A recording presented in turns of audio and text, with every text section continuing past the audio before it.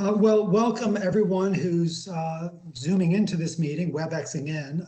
Thank you for joining us today and for returning, those of you who were with us yesterday. I want to thank my ODEP colleagues, our partners at Mathematica, and the teams of experts we've collaborated with on 12 demonstration proposals that were developed under the SSI Solutions project. This project builds upon a prior ODEP project, a formative research project that began to identify promising programs and policies for youth receiving SSI, priority research questions, intervention models and strategies for assisting SSI youth in transitioning to gainful employment. And that work built upon prior work, Social Security's work with the youth transition demonstration, well over a decade ago, and then subsequently the Department of Education's and Social Security's interagency project, the SSI Promise demonstration.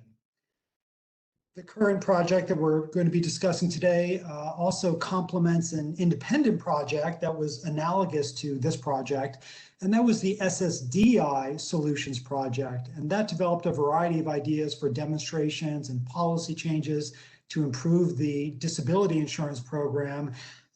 Has been a very valuable resource, and we're hoping that the SSI Solutions material will be equally valuable when it's complete.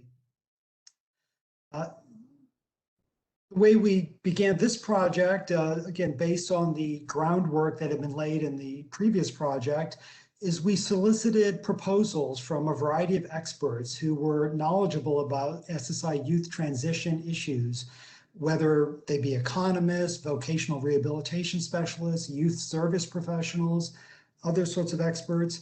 We received a robust submission of 48 proposals and did a formal review of the proposals according to the criteria that we had established and that the proposal submissions were responding to. And then of those 48, we selected 12 proposals to work with to further develop. And these proposals are in a variety of areas: post-secondary training, case management, curricula on disability and employment, comprehensive transition programming, interagency coordination, data sharing, SSI program rules, and a few other topics.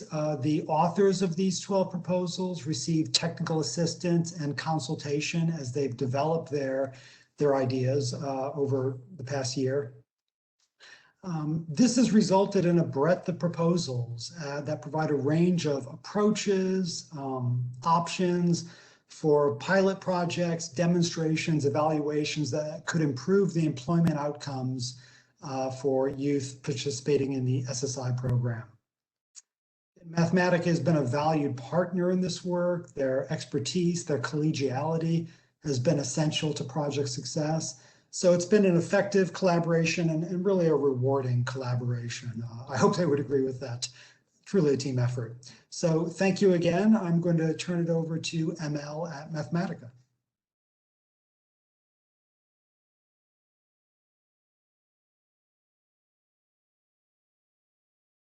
Thank you, John. Thank you so much for your very warm welcome. And yes, I can confirm that it's definitely mutual feeling from Mathematica's side as well. Welcome, everybody. I'm very pleased to act as your moderator today. My name is Amel Harati. I am a researcher at Mathematica. We're going to start just by reviewing the agenda for this afternoon. Thank you, John, very much for a wonderful warm welcome. Let me be the third person now to welcome you all, and thank you for participating in this afternoon's events. I'm going to start with just a brief overview to kind of set the stage for the day by just discussing the current landscape and challenges as it relates to SSI and SSI policy. And then we will jump right into, we have 4 proposal presentations today. And so we will jump into that after my brief introduction. We'll follow that with a discussant session. We have 2 wonderful discussants today. One is Rich Luking from the University of Maryland, and the other is Paul Wayman at Virginia Commonwealth University. So they will have some a chance to provide some insight on the paper proposals. We will follow that with a Q&A. So if at any point in this afternoon, any of you have questions for any of the authors, please do, as Derek said earlier, please do go ahead and submit those questions in the Q&A window. That should be on the right-hand side of your screen. It should say in red Q&A. We will collect all the questions and we'll save all of them for after all of the presentations and the discussion section are done. And then following that, we will do in the last half hour of the afternoon, we're going to do a half-hour meet and greet with the authors. And so we will go to another link and can go into breakout rooms. And that's just an opportunity to try to create what we may be missing in an in-person, which is to allow time for further discussion, informal discussion, any questions you may have in smaller groups with the authors. Next slide, Andrew.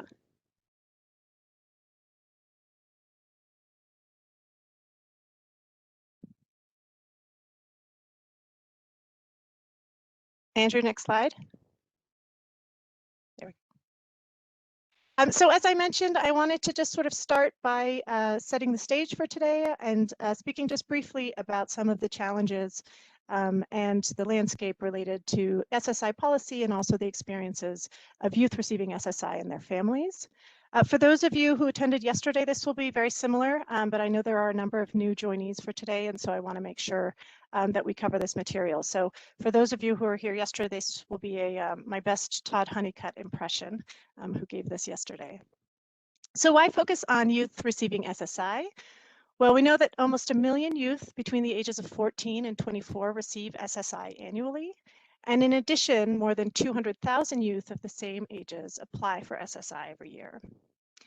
By the very nature of the program, youth have significant health conditions affecting functioning and also live in households with low income and assets.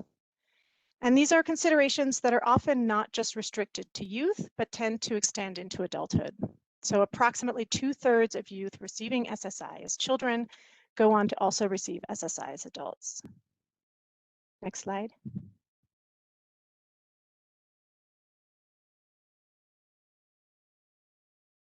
Next slide.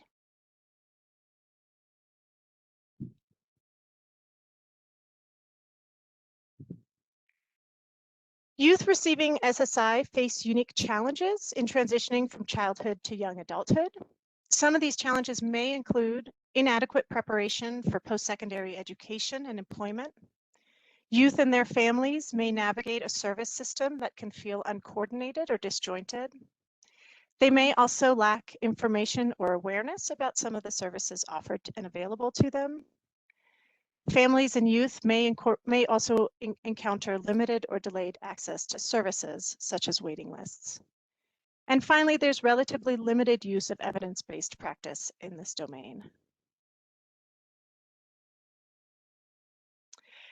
As a result of these factors and other factors as well, youth receiving SSI tend to experience poor outcomes in their transitions to adulthood relative to other youth their age and yet relative to other youth with disabilities. These outcomes can include low high school completion and employment rates, low access to post-secondary education. They and their families may have difficulty meeting basic needs and have high reliance on public programs. And youth receiving SSI may also have high rates of social challenges, such as living in poverty, incarceration, and unintended pregnancies. And so the SSI Youth Solutions Project is intended to try to tackle some of these challenges through the exploration of potential interventions. As John mentioned, the ODEP funded 12 papers by subject matter experts exploring potential interventions that advance employment and other outcomes for youth receiving SSI. These interventions are very broad in scope and in nature. Some of the interventions we'll see are relatively novel and untested ideas, and others are enhancements or extensions of existing practices. As John mentioned again, the papers were all selected through a very competitive process. They are all available on the DOL and ODEP website. I believe that the link is here, and I believe Derek also put the link in the chat as well. So while the proposals all are very diverse in nature, they do all consider a number of the same important factors. and they ask some of the same important questions. The first is to motivate why we might need this intervention. So considering what kinds of gaps or limitations are in the existing intervention, or in the existing system, that the intervention could address. They also ask what agency could sponsor and implement the intervention, and what are the potential costs associated with the intervention and who might bear them. They review existing evidence that supports the theory of change that motivates the intervention. And they all also discuss issues related to replicability, scalability, and sustainability should the intervention be implemented.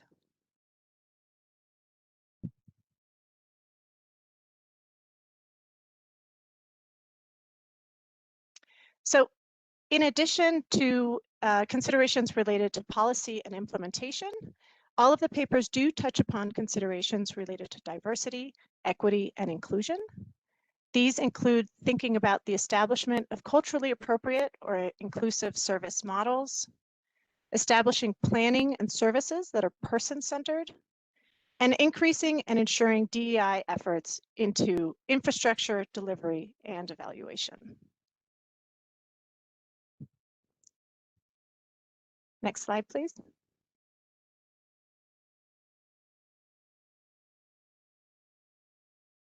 So I am very pleased today to present 4 of the 12 proposals. Most of these papers will focus on case management and service coordination. Our first paper is going to come from Jade Gingrich at the Maryland Department of Disabilities and Kelly Crane at the University of Maryland College Park. They will share their proposal on a transition linkage tool. The transition linkage tool is an online data integration platform that is intended to both connect transition-aged youth with employment opportunities and also provide a data sharing platform across various service agencies. The remaining 3 papers are all going to be related to various interventions around case management. We'll hear from Andy Carhan at the Yang Tan Institute on Employment and Disability at Cornell University. Andy proposes a case management navigator to serve as a scaffolding for existing but disjointed services, with the goal of both helping families meet basic needs and also improving educational and employment opportunities for youth receiving SSI. And this work was done jointly with the late Thomas Golden. Next, we'll hear from Teresa Nguyen and Melanie Hansbrook, both at the University of Colorado Anschutz Medical Campus. They propose integrating an employment-focused case manager into healthcare treatment teams at multidisciplinary health clinics such as Children's Hospital, and that work is done jointly with Aaron Taylor, also at the University of Colorado. And the final proposal of the day will come from Kate Anderson at the University of Wisconsin-Stout, Ellie Hartman at Behavior Evaluation Consultation, and DJ Ralston at the George Washington University. And they propose a 3-part case management intervention aimed at improving employment outcomes for youth receiving SSI that emphasizes cultural responsiveness and family empowerment. So again, thank you all very much for joining us today, and I'm very pleased to turn it over to Jade and Kelly. Great, thank you. Good afternoon and welcome. Thank you for joining us today. We also want to express our appreciation to the U.S. Department of Labor's Office on Disability Employment Policy and Mathematica for their support and the opportunity to be part of this important endeavor. Maryland Transition Linkage Tool is an outgrowth of Maryland Promise to address the challenge of schools and partner agencies in identifying and linking students, particularly those on SSI, to external or post-school services. It is important to note that schools have no way of knowing which students receive child SSI, and even if they request it from families, the data they get is often unreliable. This tool addresses a number of barriers that exist in transition, from capturing and sharing consent to knowing people to follow up on the legislation they received and made application. External agencies, such as intellectual disabilities agencies and vocational rehabilitation, lack the necessary staff resources to attend all IEP meetings, making this tool even more critical. This tool offers a means of tracking and exchanging information, ensuring no transitioning youth gets lost or overlooked. Maryland's goal is that every student with an IEP exits connected to something that keeps them on a path to employment.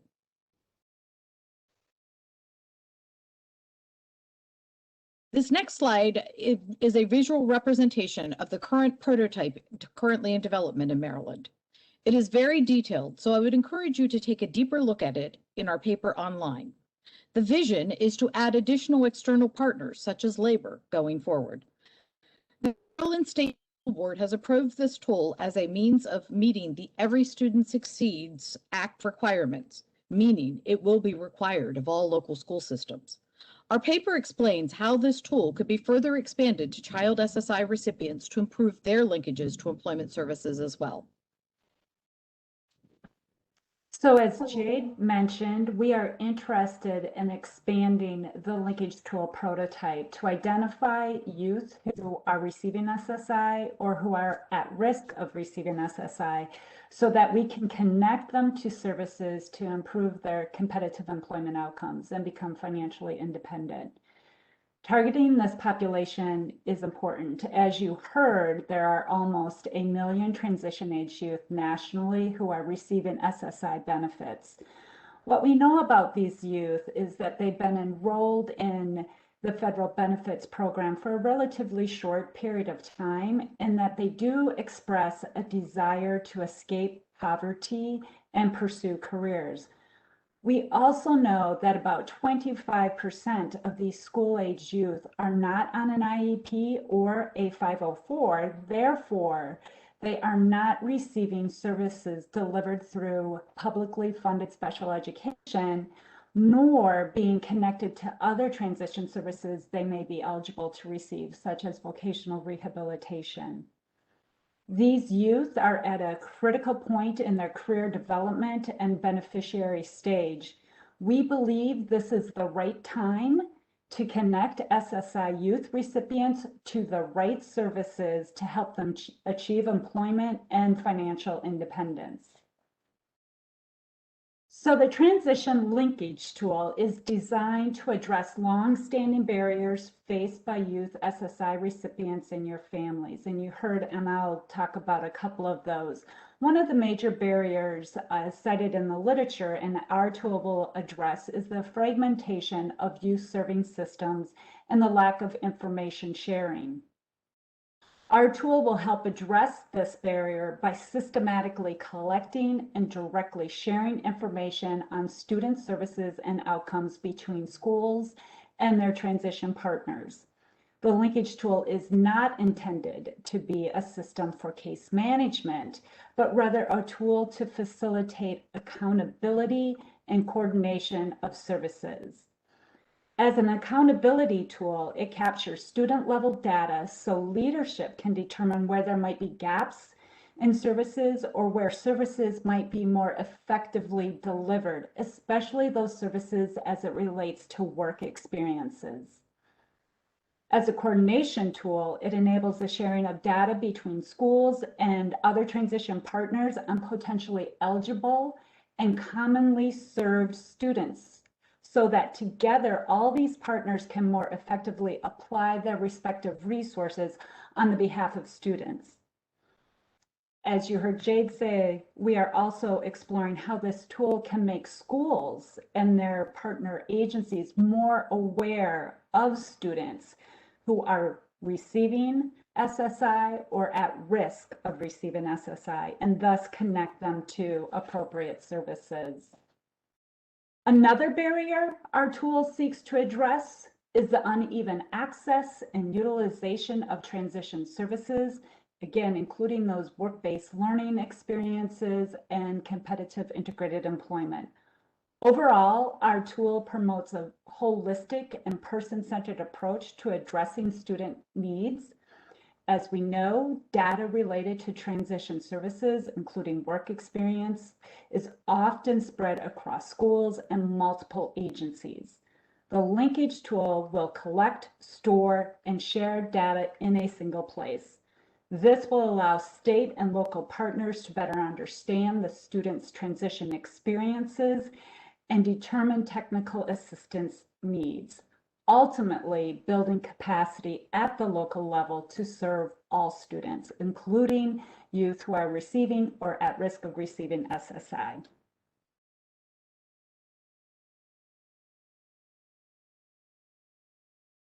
Jade, I think you have to come off mute. Sorry, the thunderstorms. This tool is designed to capture and share consent obtained from family as to pull select information from existing data sources, such as IEPs and RSA 911 data. It includes targeted information such as student ID numbers and demographics with a focus on employment services. This ensures employment is a focus of transition planning, eligibility, and more. The tool is evolving and growing as Maryland implements it to ensure it requires minimal manual entry and provides useful data to all the partners. Capturing the unique student identifier is a key element in order to measure post-school outcomes. So the strength and uniqueness of the transition linkage tool is that it will help improve decisions regarding transition services at the individual, local, and state levels.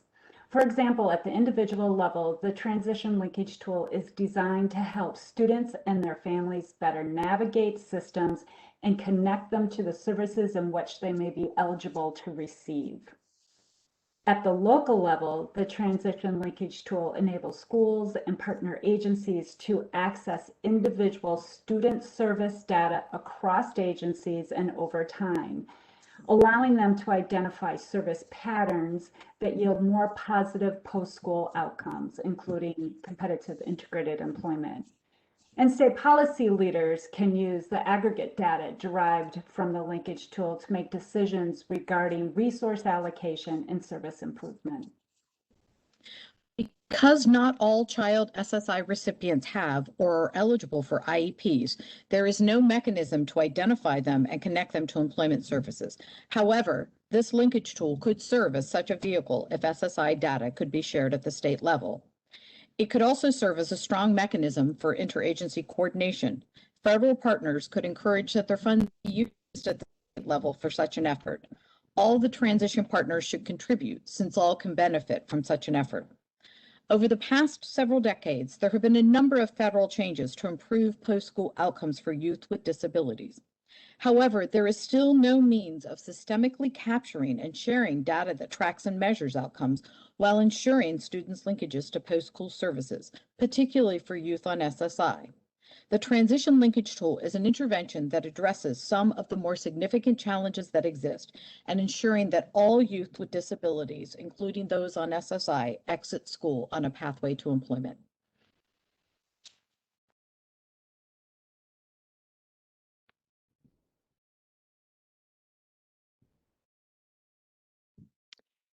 Thank you very much, Jade and Kelly. Before we turn over to the next speaker, just a couple of quick reminders. There is closed captioning available. Everything can be found in the media viewer. At the bottom right-hand side of your screen, you should have 3 little dots, and you can find closed captioning there.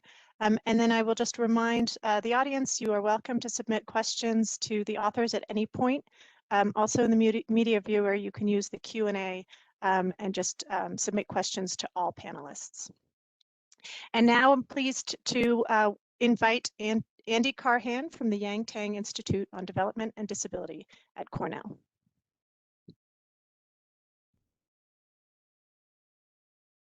Thank you for having me discuss this idea of policy considerations for implementing youth and family case management strategies across systems. I too, with my other speakers today, want to thank ODEP for the opportunity to discuss these ideas. And while I am the only presenter here today, I do want to just mention, as it was mentioned by Mel, that this was the shared brainchild of myself and my dear friend Thomas Colton, who had passed away in November and is unable to join us now as a result in presenting these ideas. I also want to just thank Amel and Todd in particular for their efforts in helping to shepherd and refine these ideas as we moved through this process. Next slide. So I wanted to begin talking about the concept overall of this youth and family systems navigator. It truly is a multi-pronged intervention within a complex system for youth receiving SSI ages 14 to 24, targeting this multi-pronged system of family systems and needs assessment, introducing this idea of a family systems planning tool to ultimately look at the basic needs of the family and fulfillment of those needs while addressing crisis management, advocacy skills and resource development, financial empowerment, all leading to improved education and employment planning, and ultimately educational and employment outcomes for students and youth receiving SSI. Over time, the research has consistently pointed to the challenges that are created by this overlapping and conflicting system often of policies and programs. This often leads to confusion and mistrust of the system by many youth with disabilities and their families. And as a result, outcomes are further challenged for those individuals. This is also often intersected with poverty, scarce family support, racial and ethnic disproportionalities, continued lack of understanding of the eligibility of supports, myths about the impact of working on benefits and entitlements, and the existence of basic need deficits, which all create these roadblocks that are not easily navigated without support. This idea was really brought forth through the Promise Project, but is truly also supported by the research under other key initiatives like the Guidepost for Success and the Secondary Transition Predictors for Post-School Success. All of these point to elements of the need for this particular type of intervention. Specifically, we are thinking about the engagement and re-engagement of families and youth, successful adult outcomes of youth and their families by helping them to understand their options and to make choices that reflect the youth's values and their needs and their abilities, and to resolve problems and crises as they arise.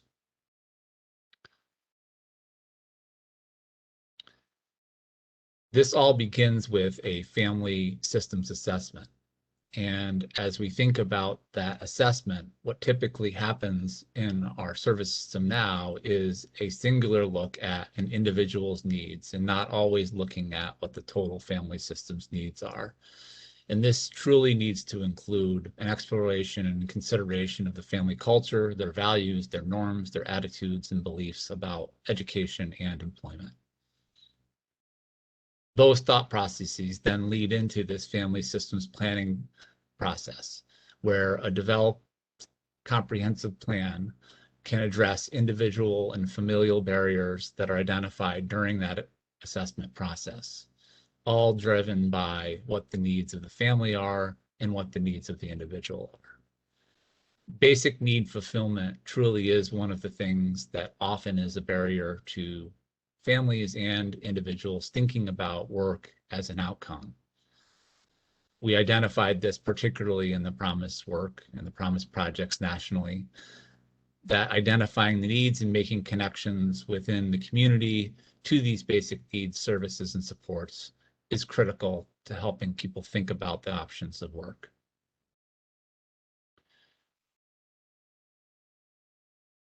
Next slide. In our current system, there are a number of different options, as the other presenters will also talk about today, and we've already heard. There is IDEA Part B within the special education system. There's the Workforce Innovation Opportunity Act, both in Title I in our workforce system and Title IV in the VR system. Those options all exist. We also have within the Social Security Act, under CMS, the Medicaid waivers that exist in our states, as well as the Ticket to Work and Work Incentives Improvement Act. And on the screen, you see an image of this small blue individual who is making their way up this staircase arguably towards success. But the one thing that you see in this image is there are gaps. There are not only gaps in the railing that lead up to the top of the staircase, but there are also no foundation that relies or that lays underneath all of those building blocks that we have within our system that are strong building blocks, but need some creative linkage to bring them all together. Next slide. The Youth Systems Family Navigator truly is a scaffolding and a connector to all of these items. What it would allow us to do is to create connections to youth, to the appropriate programs within Title I youth programs. It would also ensure that youth are connecting to Title IV programs within RVR agencies, as well as any available supports within Medicaid waivers. It also would allow for a connection to potential EN and other outcomes for families through the employment networks and the Ticket to Work program.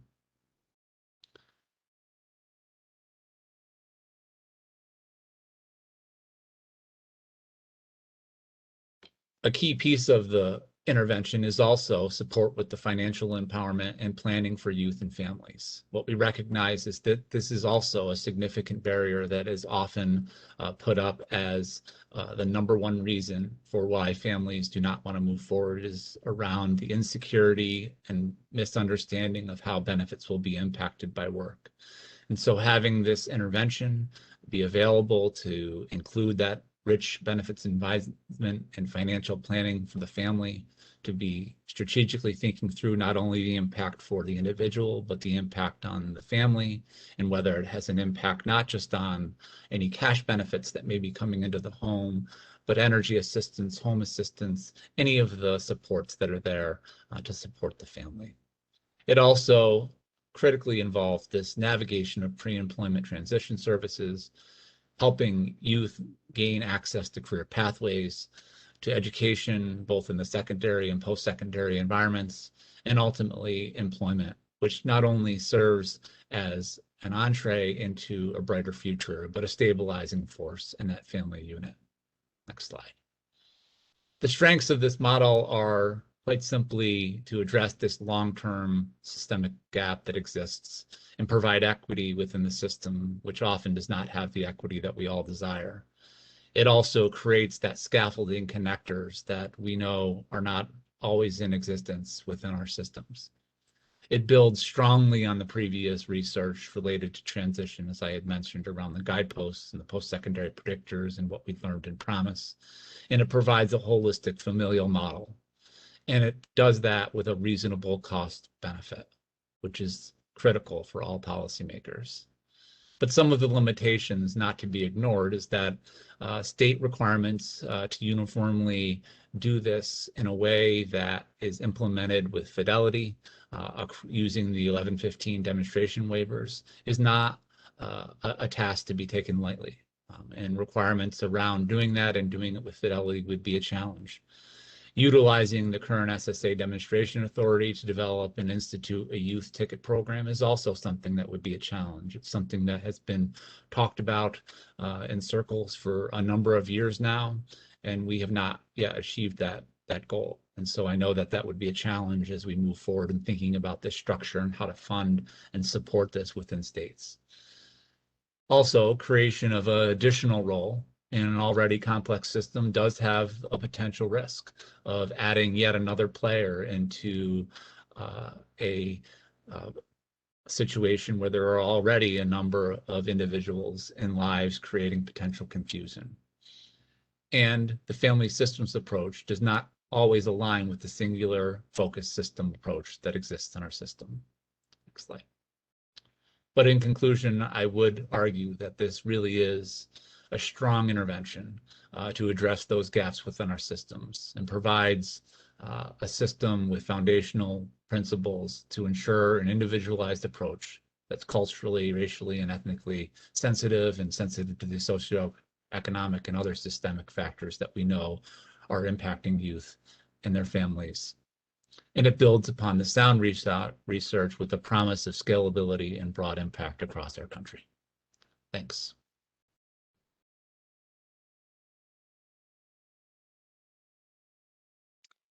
Thank you very much, Andy. And now I'd like to invite Teresa Nguyen and Melanie Hansbrook.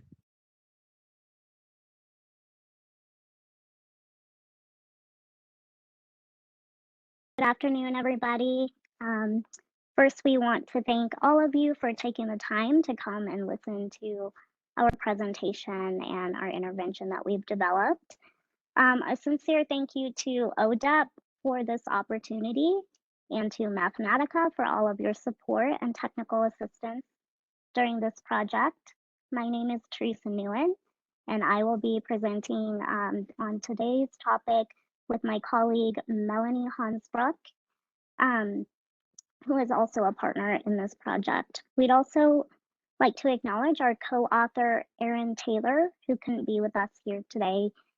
She is also a big collaborator in today's project. Today, we're going to be discussing our paper, which is focused on improving youth SSI recipients' employment outcomes through an integrative treatment team intervention in a healthcare setting. We are proposing a novel service intervention that targets supplemental security income,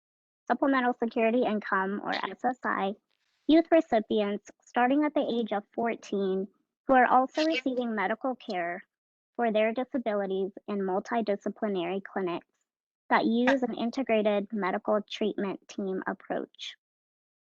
Pediatric multidisciplinary clinics offer a setting where patients with disabilities, including youth with disabilities who are receiving SSI, can be targeted for coordinated services designed to promote employment for people with disabilities. Multidisciplinary clinics are defined as a group of healthcare professionals who have cognitive and procedural expertise in different areas of healthcare delivery and can efficiently manage complex medical conditions. These clinics are often comprised of a variety of clinicians, including but not limited to medical doctors, nutritionists, nurses, social workers, psychologists, and many different types of therapists, such as speech, occupational, physical, and rehabilitation. These professionals are working together to address the different components of their patients' health and wellness in order to improve health outcomes and provide cost-effective care. We are looking at adding a case manager to that integrated treatment team in that multidisciplinary health clinic, and that case manager would be providing referrals to public programs that support employment, which are vocational rehabilitation and benefits counseling. Vocational rehabilitation is a key agency for youth and all people with disabilities to be able to access and support their employment goals. Benefits counseling is critical for youth with disabilities and their families to obtain information about their benefits and make an informed choice when pursuing employment. The coordinated care approach is continued with ongoing and structured communication between the private healthcare system and the public programs where the referrals are going, with the addition of this case manager. This will help coordinate that care between the medical providers, the medical team, and the public programs where they're referring to. One of the largest motivations for this intervention actually didn't come from literature, but came from conversations that we were having with our healthcare colleagues and medical partners around the topic of youth transition. They were telling us that parents would come into clinical appointments often with an individual who is newly diagnosed or first assessed with a complex medical need. And parents ask the providers really tough questions like, is my child going to be able to work? Are they going to be able to get married, to have friends, go to school? And these questions, of course, all revolve around getting a concept, an idea of what their child and their youth's lives would look like as they move into adulthood. And the health providers, while trying to be reassuring, really didn't know concrete answers to a lot of these questions. These are pediatricians who may not know or may not have seen what is possible for somebody with a disability as they enter adulthood, or really know what is possible when someone with a disability can accomplish with a fulfilling career. These providers often don't know that there are employment services available to support their patients with disabilities in things like employment and goal setting. So the providers give the families of these youth with disabilities the best information possible, but it was often the same recommendation, especially for the individuals that were nearing the age of 18. And these recommendations were really to just start applying for adult SSI, because SSI is often seen as a way to have access to healthcare insurance, and in this case, Medicaid, for a lot of their patients. And so through all of these conversations, we realized that a lot of these medical providers are giving an assessment essentially of what someone can and can't do. And coming from an employment background, we believe that all individuals, regardless of their level of disability, should have access to employment supports to encourage full inclusion into society. And we know that pediatric to adult healthcare transition is a critical process where families and youth with disabilities are engaging with their healthcare provider to ask a lot about a variety of things pertaining to adulthood, including employment or independent living. But the experts that understand employment supports and understand the public programs that are available to support individuals with disabilities are often not included in these critical healthcare conversations. These employment professionals are not present at the appointments, and the parents and the individuals with disabilities may be receiving information prior to interfacing with such public programs. Our primary goal is to bring this back to the provider perspective to empower the medical provider to be able to discuss employment options and opportunities with their youth patients on SSI, knowing that they have support from a case manager whose expertise is in employment supports and programs for people with disabilities. Now I hand it over to my colleague Melanie now.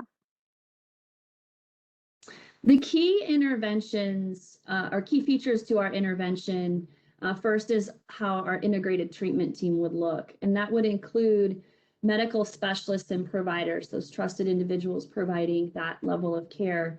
And we would bring in that employment first or employment focused case management.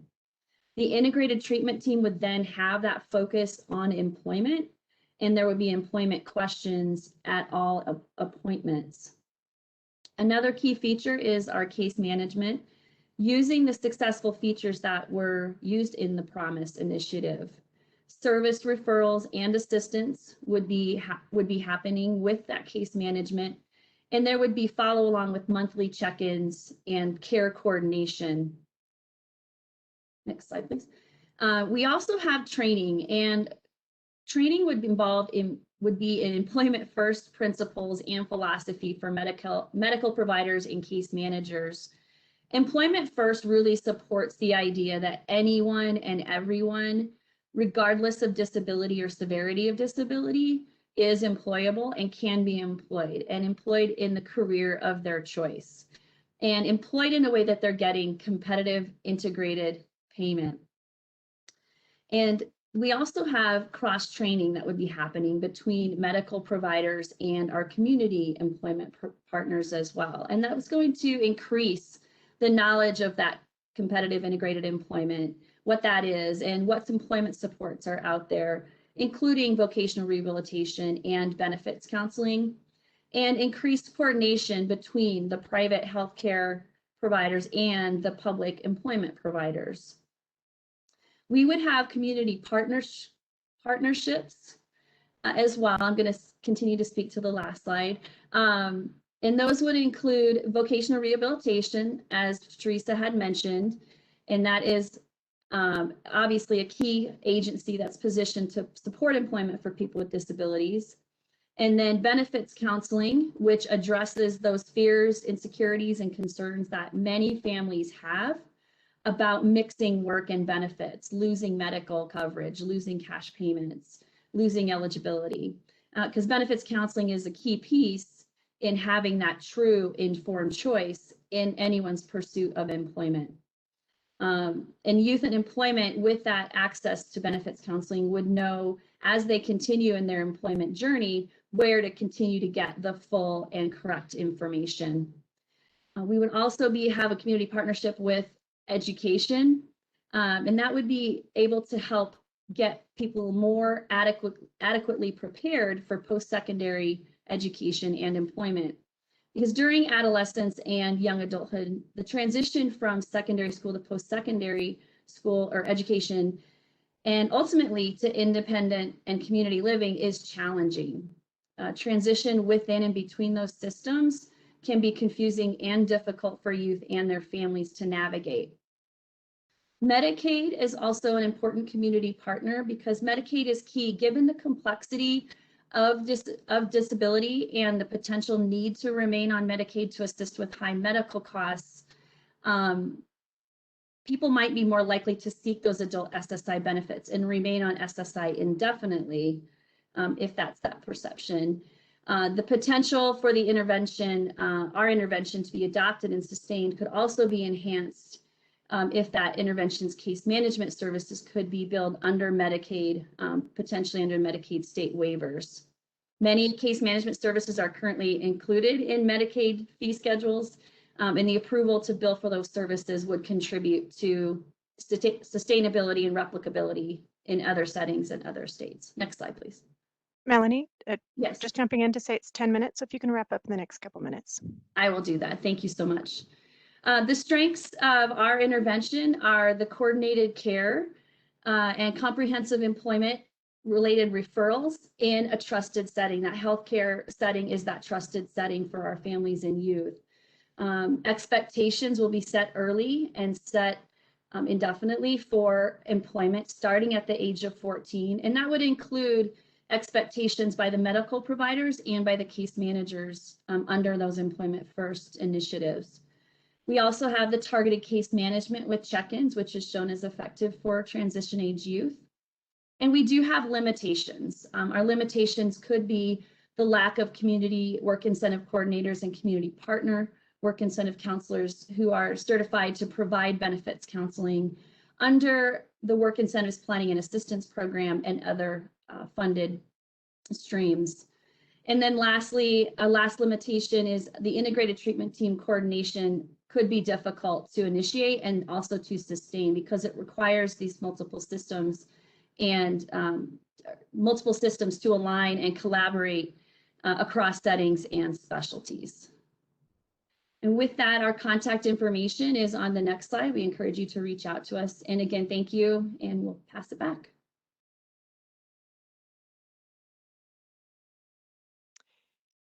Thank you very much, Teresa and Melanie. Just a quick reminder, please do feel free to submit questions for any of the authors in the Q&A box in the media viewer. And now I'd like to invite our final set of speakers for today, Kate Anderson, Ellie Hartman, and DJ Ralston. Great, thank you, Amel, and thank you all for joining us today. We want to echo the sentiments expressed by our colleagues in thanking ODEP for providing this opportunity and the team at NPR for their excellent support and guidance throughout the process. Today, we are proposing the family empowerment model. Empowerment, including opportunities for economic mobility and financial empowerment for individuals with disabilities, really is the ultimate objective of the Rehabilitation Act of 1973, and further reinforced in the Workforce Innovation and Opportunity Act, WIOA, of 2014. The family empowerment model that we are proposing uses a combination of two evidence-based and one novel solution. The two evidence-based strategies are consistent with successful interventions that were utilized in the Wisconsin Promise demonstration using an experimental design and subsequently highlighted in reports both through NPR as well as articles that have recently been published in peer-reviewed journals. The family empowerment model is designed to systematically and strategically connect eligible youth with relevant employment supports and provide peer-based systems coordination to improve access, engagement, and outcomes. Our target population is consistent with the defined WIOA transition population of youth ages 14 to 24 years old.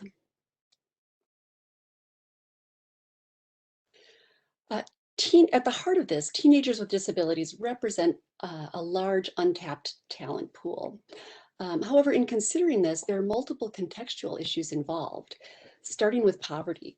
And the challenges of living in chronic poverty are compounded by the expense and complexities of disability within the family and the family structure.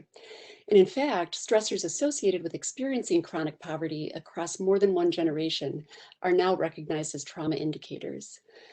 For those of us working in public policy, this provides an opportunity to consider contemporary approaches regarding how we engage and serve these individuals through our employment programs. It is certainly critical that diversity and cultural factors are addressed and are inherent in the design of these programs to effectively meet the needs of youth of color specifically. In terms of disability, despite research clearly indicating that employment of youth with disabilities during high school is a clear predictor of employment into adulthood, employment rates for this population remain relatively low. As an example, according to the Bureau of Labor Statistics, in 2019, 16 to 19-year-olds with disabilities had an employment rate of about half that of their peers without disabilities. This trend persists into early adulthood. And among those 20 to 24 years old, the employment rate, again, for individuals with disabilities, was consistently right around half of that of their peers without disabilities. So given that employment in the younger years is important in influencing employment in and into adulthood, it must be a key component of early intervention models. And finally, however, the public programs and infrastructure designed to assist youth in achieving successful employment outcomes are often complicated to access. They are frequently unknown to those who could benefit and often confusing to navigate once enrolled or engaged. And these challenges are particularly relevant for those experiencing poverty, as both the time and financial resources needed to traverse these systems can be scarce, and then further contribute to disempowerment and marginalization.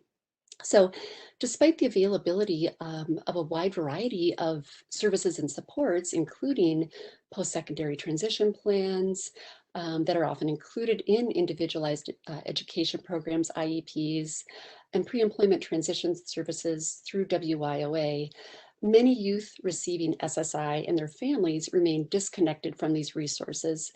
And again, often services are fragmented. Quick examples here. First of all, the Social Security System Administration, SSA, does not currently have a systematic way to connect youth receiving SSI with the public vocational rehabilitation program. A sample included in a recent government accountability study noted that although most youth receiving SSI benefits between the ages of 14 and 18 are presumptively eligible for VR services, less than 1% of those sampled had an open case with the public VR program. So the lack of connectivity and access continues to serve as a primary issue. So through the family empowerment model, we believe that strategic federal and state partnerships can address these gaps in access by intentionally connecting youth and family members to programs and establish a path to interagency resource coordination. And at this point, I will pass it to DJ. Thanks, Kate. So we're looking at the key features of the family empowerment model, and you'll notice it actually involves a three-pronged approach that includes engagement, empowerment, and connection. These three prongs we're hopeful can address both the individual and familial barriers as well as the systemic barriers, both of which Kate spoke to, as well as all of our other colleagues today have touched on. But we're hopeful that these three things will address these barriers and get us to the transition services that are within that existing landscape. So looking at transition services through the IDEA, through employment and training programs, making sure that there's access to benefits counseling, financial planning, and financial empowerment being a really big piece of this as well, and looking at integrated and community living. So looking at accessing those transition services, and then getting us to our short-term and long-term outcomes, which include increased family expectations, resource navigation, work experiences, measurable skill gains, community integration. Hopefully those sound very familiar, especially to our workforce partners, knowing that those are part of the common performance measures, and that ultimate long-term goal of educational attainment, career, integrated living, and financial self-sufficiency. So because this is a three-pronged approach, it actually unfolds really nicely in kind of a three-phase model. So that first phase is simply the identification of youth receiving SSI and the targeted outreach. It's not quite that simple, but we're going to call it simple for the purposes of this part of the presentation. In phase two, that's where our young person and their family will be connected to the family empowerment specialist. Now, this is key. Our family empowerment specialist is actually someone who's going to be from the community with lived experience. This is really essential to ensure that we have folks that are we're designing a program and policy in a way that it's culturally responsive. And it ensures that, we can get towards that working alliance, and establishing the trust, as so many of my colleagues before have spoken to, becomes a problem between the family, the youth, and the systems that are supposed to serve them. The other idea is that by having someone who's had that lived experience, they can help to empower that family and create raised expectations, being able to demonstrate and really being a living example of the fact that SSI youth can achieve outcomes commensurate with non-disabled young people. Within this phase, with that family empowerment specialist, they're actually going to be the ones who help that family and youth navigate and engage the different transition kind of landscape programs that I was just speaking about. This is a really important piece of this model, and actually we'll refer to as what we call active resource coordination.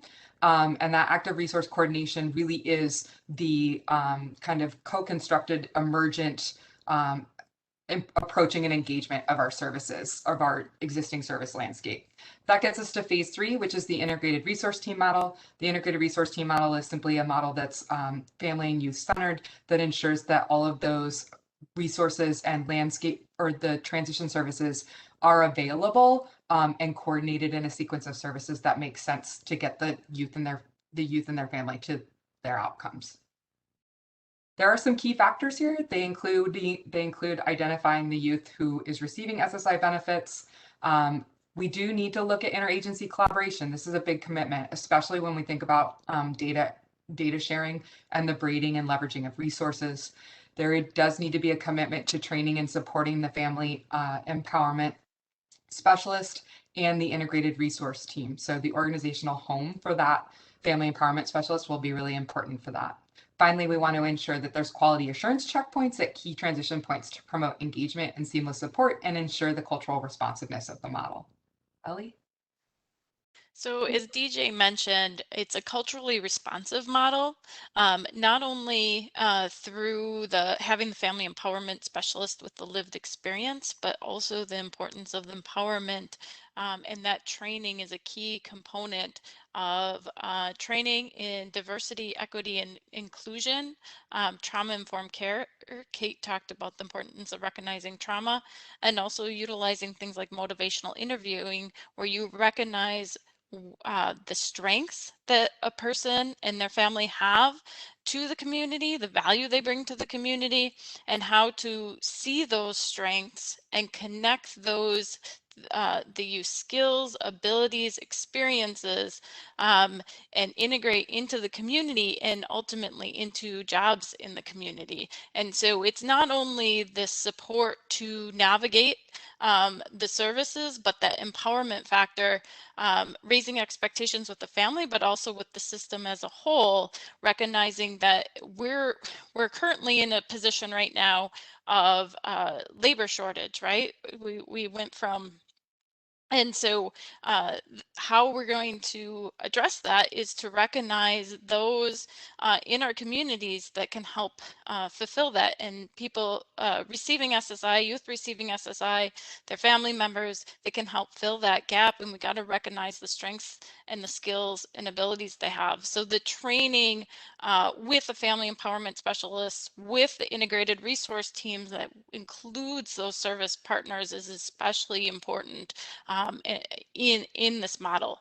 Because we're leveraging existing infrastructure, it's a cost-effective model, and it's based on the Promise project, previous projects, and also the integrated resource team is based on the Disability Employment Initiative, targeted communities. Both pieces have been used successfully, so it's based on evidence. Big consideration, as DJ mentioned, is where do you house the family empowerment specialists? It could be the Centers for Independent Living, Voc Rehab, maybe Medicaid. There's a lot of possibilities, and the paper kind of fleshes out those ideas. But what makes sense for one state might be different for another state. And so really determining how all those pieces best fit together, and making sure the home not only provides a home for the family empowerment specialists, but provides that important training needed for the integrated resource team. So as I said, the family empowerment model is grounded in existing evidence. It emphasizes that diversity, equity, and inclusion. It uses existing systems, system partners and programs. And then as we look towards funding, one possible connection that could be made is through a youth ticket to work program, where the family empowerment specialists help SSI youth navigate through those employment services and supports and achieve employment outcomes. And then those outcomes themselves can be a mechanism to pay for the service itself.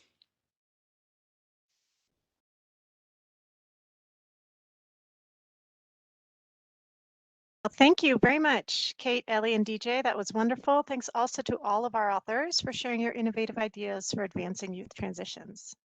I'd now like to invite our discussants, Rich Luking and Paul Wayman, to provide some insights into the proposals presented today. Rich is the co-director of the Center for Transition and Career Innovation and is a research professor at the University of Maryland. And Paul Wayman is a tenured faculty member with Virginia Commonwealth University and the founding editor-in-chief of the Journal of Vocational Rehabilitation. Thank you both for providing your insights. Thank you, Mel, for inviting us here. I appreciate the invitation from Mathematica and ODEP to provide some remarks.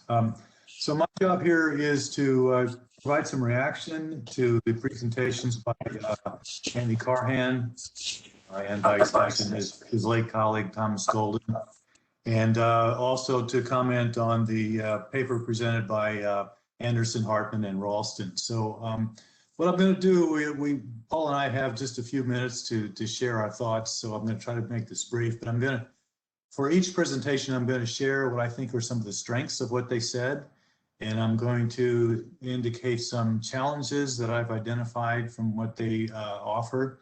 And then perhaps maybe tie those together with kind of an overarching consideration for any kind of case management approach. So first, the Carhan presentation, I think it's clear from the introduction he gave and the background sections that the background that he gave that he has a thorough knowledge and well-informed grasp of current policy and practice landscape as it relates to youth receiving SSI. And obviously his approach is well informed by his experience with Promise. He also identifies correctly that all of the disconnects that occur in transition service delivery that were alluded to at the very beginning of today's session and by him again and by later presenters, that these disconnects need to have some sort of cohesive approach. And so his multi-pronged approach with the Youth and Family Systems Navigator is one way of pulling together all the pieces that might impact families and their abilities to help they and their youth navigate the services that are available and make sure that they are accessible to those folks. So so I think it has that kind of strong kind of approach to how do we get all of these disjointed systems to be available. But that brings us to the challenge of what he proposes, and some of the things that he mentioned were he did admit that there would be some policy amendments necessary that may or may not be practical. But on the other hand, a strength of this might be that he could illustrate how policy needs to be changed so that these things can be addressed through a demonstration he proposed. However, the bottom line is that we know, and it was mentioned by a couple of folks already, that work experiences are really key to predicting adult employment success of individuals with disabilities as they transition from school to adult life. And so unless these service coordination activities are somehow directly applicable to the student's ability to gain those things, they might not be as effective as they might otherwise be. The other thing is that the referral to and coordination with services does not necessarily mean that they will receive the services from those programs and services that they really need. In other words, referral from one agency, from a coordinator, or in this case, the Youth and Family Systems Navigator, to a service that the family might not be aware of, helps them be aware of the service, but doesn't necessarily mean that the service will deliver what that person needs. So an example, of course, is that referral to VR for pre-ed services. The issue is which of the 5 pre-ed services might be the best applied to that individual circumstances. That may or may not happen without some very focused coordination. And so connection to services aren't necessarily as useful as collaboration between services to achieve outcomes. In other words, a targeted outcome is important for all the partners who are working on this to have, rather than just, again, referring them to an array of services that may or may not be connected. So, and as Andy admitted, this approach may essentially add another layer of service that may work against its intended purpose to streamline services, because it adds another layer of process. And we already have plenty of process available in transition. We need more focus to the process, and especially more focus to those things that will lead to direct career development and employment. I'll have more to say about that at the very end, but I want to go, because I have a short period of time, talk about the Anderson, Hartman, and Ralston presentation. Again, they accurately reflect the current landscape of services and complications that exist because of the disjointed services. But one feature that they offer that I think is particularly intriguing is the integrated resource team, which is part of their connection of their 3-pronged approach, part of their connection activities. In other words, what they're proposing is not just referral to services, which, as I already mentioned, may or may not be helpful, but they talk about actually working together to collaborate for a specific outcome, and that's really important. So that's a strength, along with the idea that the people who will be doing this coordination or facilitating the coordination are people with lived experience, which I think is a really strong aspect of empowering individuals to be able to access and receive and benefit from the various services that they might be eligible for and that they might need. So basically what they're promoting is rather than changing creating a whole new system, they want to change the existing system so that it's more responsive, and and using the current infrastructure, but focusing that infrastructure on targeted services that may be useful to promote a specific outcome. So it represents both connection and collaborations. So finally, there's plenty of time for my colleague and friend Paul Wayman to discuss his papers. Just a general comment about case management as a whole. It is a necessary thing. It's necessary to make sense out of the disconnected systems that we have, but without that being paired with direct focus on outcomes and working together collaboratively to achieve those outcomes, specifically those things that prepare youth for employment. It's important that there be financial education, for example, but it doesn't help if they're not making any money. So you have to get them a job first, right? So let's not forget that that has to be a central focus of all of this, and that any of these activities need to be coordinated so that that's a focus as opposed to a passive referral to a service that may or may not deliver services that lead to that employment. So collaboration is an important aspect to make sure that it is outcome focused and especially related to employment. So I'll stop there and turn it over to Paul.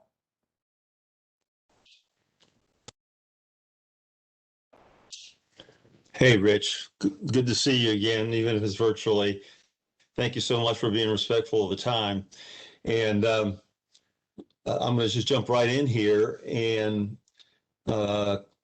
kudos to the Colorado folks. I spent probably better than 3/4 of my career working on a health campus. And it's just amazing to see how the two different worlds work, the medical field, the medical world, and the employment people, if you will.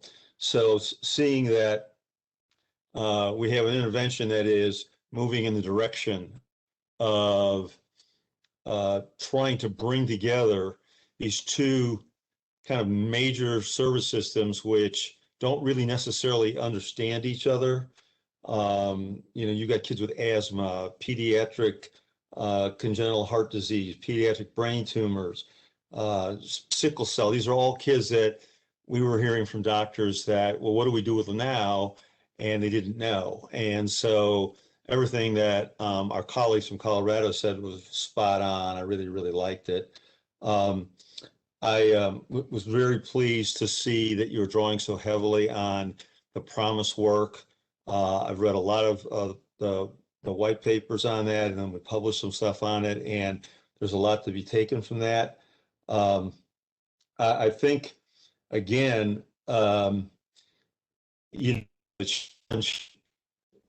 beauty is trying to get health and employment people to communicate and understand each other's language, and even their models. Employment first, support employment, we do it right away. Medical, completely different model. Got to assess, got to analyze. So, that did not come out as strongly as you could even have brought it out in what I read. But you're spot on. I don't think I need to say as much as physicians are awesome, life-saving. They are generally, even those physicians who are really interested in transition and in employment, that's not their thing. And so we are going to have to work, as you noted so well, with nurse practitioners, medical case managers, physician assistants. The whole group has got to come together with our side. So the biggest challenge that I see in the work and in the presentation, devil's always in the details, is that what you're proposing to do is a pretty big gulp, okay? And so, I know it's probably beyond the scope of your presentation, but clearly, explaining and detailing more the scope and the sequence and the structure of this independent variable intervention you've talked about. It's right now, you and I understand the intervention, but to try and get other people to completely understand the breadth of what you're trying to do, I mean, it's a big gulp, okay? And yet it's absolutely essential. And it is amazing to me over my career, I've watched many healthcare providers that used to kind of blow me off. Paul, they understand what we're trying to do in the employment world. And so now we're starting to hear from people from the sickle cell and pediatric brain tumor survivors and whatever, groups that I never thought would. So spot on, this is a great idea. The other thing that I would have liked to seen, you alluded to it, but I think you need to tease out those dependent measures. Just saying somebody got employed or not is not enough. I mean, what are the formative, what are the summative, the basic things in what you are going to measure to show some of those incremental changes which are going to make a big difference, okay? But again, great idea. I really enjoyed, hearing your presentation and looking at what you did. Now, the second one, the linkage tool study. Some of my comments will, probably somewhat overlap here. I'll start with just saying that I would expect nothing less novel from the Maryland group. Maryland Education's always been a leader, and of course, the University of Maryland folks are so creative. And so the transition tool idea, which of course you will need a manual to go along with that for any hope of replication. I didn't hear any discussion about that, but this is a much needed type of instrument, okay? People are talking about transition all the time. We've actually learned so much in the last 20 to 30 years, but we have not put it well together. And so this is a tool that could be an intervention, or it could be, a monitoring device in either way. So I was really impressed with it. We will need, and this is a challenge as well as a comment, we will need to develop ways to get stakeholders to want to accept this tool and think about, so you really need to think about scientifically validating it in some fashion, almost leading to a commercialization, okay? So looking at grants that are like, small business innovation. I know you maybe aren't thinking that way yet, but for a tool to really have street credibility, and for LEAs and ultimately for state policymakers, it's going to go a lot further if you've got definitive validation, which really suggests to me that, there's no question you're going to have to do this idea in phases. You're going to need to scale it up over time. And that really kind of brings me to the last challenge. And I didn't get this answer in the presentation, but I definitely, towards the end, after I read through it a couple of times, and I kind of came down from being so excited, I thought to myself, wait a minute, are they trying to do too much? Which stakeholders are the most important? I mean, you've got them all in there, okay? The idea is great, but again, sort of like the other idea, is it too much to swallow without phasing in certain areas one at a time, okay? And so, in 4 minutes, what more can I say other than it's a great idea? I love it, but it wouldn't be the first idea that would have crashed and burned if it didn't have the appropriate piloting and really honing in on just who are we trying to hit, and doing it in a smaller way, kind of in a laid out 3 to 5 year way. Okay. So anyhow, but again, kudos to both of you folks, did a great job. And again, I expect nothing less from Maryland and, the Colorado Employment First folks, and the Children's Hospital out there is fantastic. So thank you very much for giving me this opportunity. Well, thanks to you, Rich and Paul, very much for both of your comments. Should we all be so lucky to have such insightful and kind discussants. We now have a few minutes to take some questions from the audience, so I'll turn it over to Todd Honeycutt at Mathematica.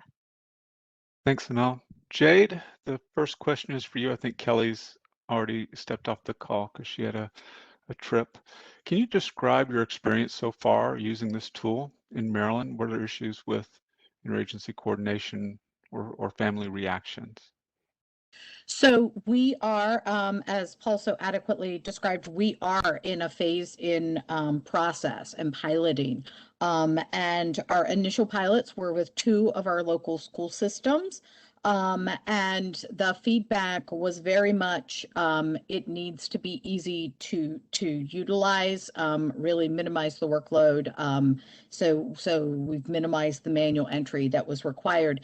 The other piece that was really interesting that came out from that family perspective was how our frontline staff, our IEP folks, when they're meeting with families, are discussing consent. And it's really dramatically changed how we train our frontline staff who are engaged in the IEP process, and how they're describing to the families what consent is for and why it's important. And it really has highlighted, our one pilot site was able to get consent from pretty much all of their families once they changed how they were framing that discussion. Once they started to explain, here's the why we need consent. We need consent to be able to talk with our vocational rehabilitation, to be able to talk with our DD agency. I think that families think that that just automatically happens, and they don't understand that that consent is so important. So it's really reframed for the better, that whole conversation around consent, and help families to understand the importance of it. And as a result, generated more consent, which is such a key as part of that transition process. Thanks, Jade. The next question is for Teresa and Melanie. Are you proposing your approach in a fee-for-services or managed care environment? Have you considered how the model would differ depending on the payment model?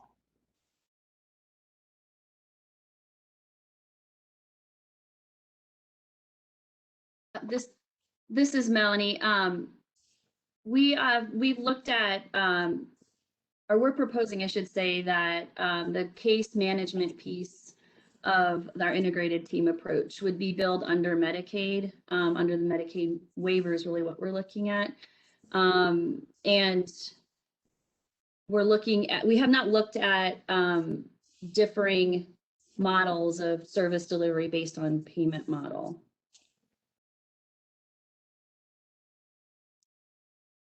All right, thank you. As a reminder for the panelists, when you respond, if you could put your cameras on. So this is a question both for Andy and for Kate, DJ, and Ellie. It's kind of this, the same, you have similar models. And so the question can apply to both. How do you think about training for the case manager position in both your models? And specifically, what kind of training might be needed to incorporate cultural, racial, and ethnic and socioeconomic factors? How would that underpin your approach? Maybe Andy first, and then Kate, DJ, and Ellie second. Yeah, I can speak to that pretty clearly. One of the things that we were able to do through the New York State Promise Project was to develop taxonomy of the case management tools that were necessary for individuals to have. And it's our field guide to that very question of the necessary factors that case managers need to be aware of and be equipped with in order to do this work, including the components of diversity, equity, and inclusion, and being culturally responsive.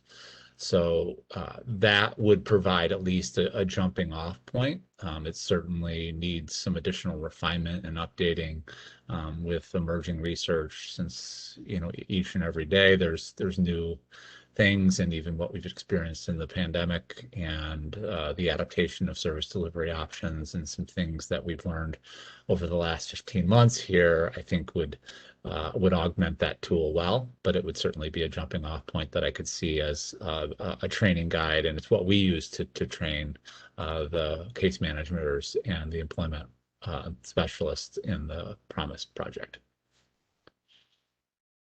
So I can talk as well from experience from Wisconsin Promises project, and we did a combined training of disability and diversity, equity, and inclusion. It was all combined together, and also talk about some socioeconomic factors as well. So yes, our family empowerment specialists come from the same neighborhoods, the same communities, but obviously one person can't represent everybody in a community. And so that was a key part, was that training. But it was also, that was a piece of it, but then also that empowerment is so important. So seeing the value of the person in front of you, no matter where they're coming from. So recognizing the systemic barriers that they might be running into, recognizing the importance of understanding diversity and cultural influences 100% important, but then seeing the person as that individual bringing skills and abilities that will lead to some kind of career is also equally as important. And so we did a lot of person-centered planning types of training, like which included things like motivational interviewing. How do you recognize where someone's at, how they want to get there, how do you support them in that, doing things like trauma-informed care, because different experiences could have past trauma that you want to recognize. But then also this increase in expectations was a big thing. And as Rich talked about, it's not just helping navigate the system, but helping to achieve that work experience, that career goal. And that was super important to so a lot of our families came from experience, but keeping that connection, keeping that goal forefront in the connection of services and the delivery of services was so important. And so we actually have a training module online that I can share, and it starts off by how do you see the person in front of you, and it's a personal profile, and one talks about all the disability related issues, all the barriers someone is experienced, and another one talks about a person who has all these opportunities and all these their skills and things like that, and you find out it's the same person, and it's just how you talk about them or how you see them or how you connect with them, and that changes how you work with the individual, how you help connect to employment opportunities, because everyone always says, oh, that second person is going to be a lot easier to get a job. Well, it's the same person. And so it's about how you approach working with an individual and really support to empower them versus I'm here to help you because you need my help. It's how can I empower you to get to where you want to go? And that's a big important component. And I can put a link to the modules that the family empowerment specialists would actually use with the individual youth and families after they've been trained on that itself. And that's super important to get things moving. And it worked with folks from a variety of backgrounds, cultural backgrounds and diverse backgrounds. We found, I'll just mention in Wisconsin Promise, actually our #1 demographic was African American males, which you wouldn't expect in Wisconsin, but that was our #1 demographic. And so we found the model worked well with that population, with those who are Hispanic, folks from other cultural backgrounds as well. And if I may just add one more thing onto what Ellie was saying, I just wanted to also mention too that I think in terms of training the family empowerment specialists or the family navigators, in designing the training, it's also important to use a participatory approach. And I just wanted to say kudos to Ellie in her leadership and for recognizing that, because if we want people to engage and for even like the peer advocates, right, the family empowerment specialists to buy in and engage and embrace the model, they needed to be partners in this process. And so they were involved in helping inform the development of the training that was going to be needed to support their positions.